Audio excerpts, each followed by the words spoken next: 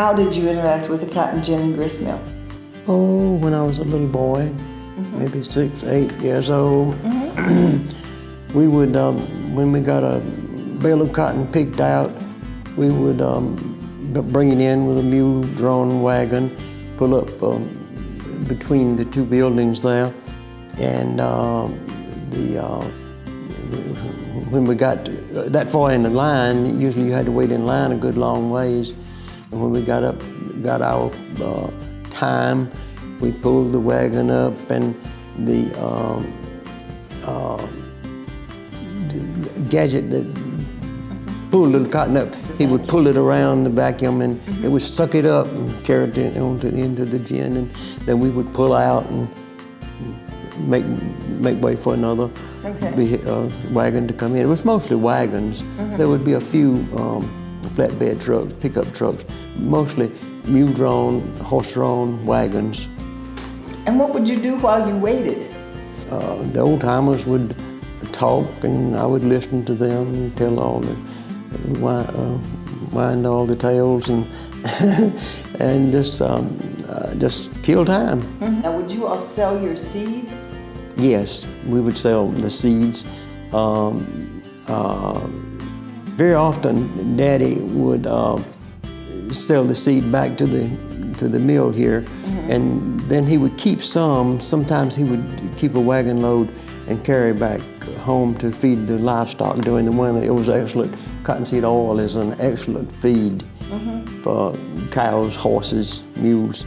So did you all come to McCormick, or did you use, I heard there was a gin in Mount Carmel, and I think in Calhoun Falls. There was, Plum Branch, Parksville. There were gins around. We would come to this one because we were only 2.5 miles from McCormick. So it was the nearest gin. So did you pick cotton? I did. I picked cotton. We'd get home from school, and sometimes my mother would get me out of it, though. She would ask me how much homework I had to do in school, and if I had much homework, she'd pull me back to the home and to study. But yes, the whole family picked. How much cotton did you think you picked in a day? If a child could pick 90 or 100 pounds. We had Daddy, he also hired a few pickers, and there was a woman lived nearby, a black woman, and she could pick 350 pounds a day. She was considered the best in the area. Her name was Aunt Mary Belcher. Now, each person that has talked to us told us that McCormick at first had just a few buildings, but then all the shops were filled, and it sounds like such a thriving place. Cyrus McCormick, the inventor of the reaper. And it's also who the town is named after, right? Yes, and I'll tell you about that. It's his wife, actually. But Cyrus, his wife wanted to develop a town. Nettie she was the heroine, and he donated lots for the churches, white and black, and she, after he died, he was much older than she, and after his death, she built the first public school in McCormick, an academy, she called it, and donated it to the town. It was on Virginia Street. And also, she sold the first 3/4 of an acre of land to put this mill on. Oh, I didn't know that. Yeah, to what was called the McCormick Ginnery, I believe. And there were 5 owners, no Dawns. This was before the Dawns came to be. Okay. Let's see, one of them was a Stillwell, Harmon, Andrews, but they formed a little corporation, and she sold 3/4 of an acre for them to put in a cotton oil mill. Okay.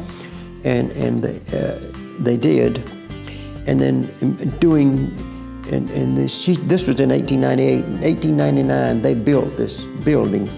And by the way, the brick for this building were made in a brick mill in Mount Carmel. Mount Carmel is about 16 miles north of here on South Carolina Route 81. And in the same year that they opened the cottonseed oil mill, they bought another tract on which they built cotton gin.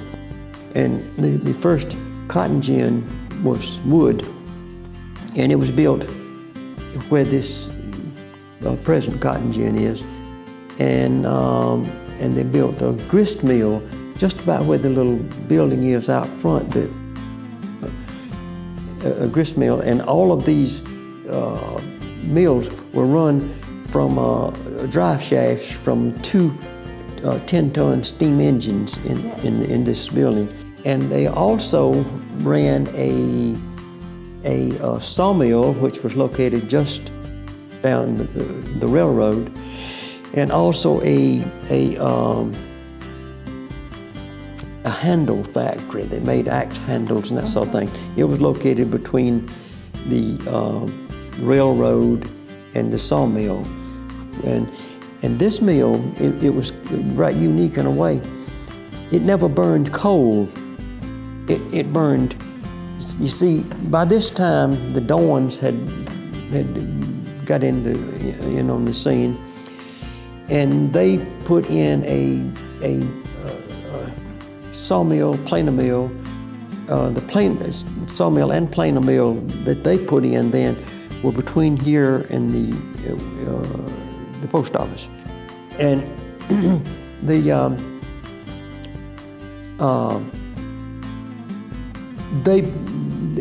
they would use the shaving byproducts from the planer mill to fire the boilers.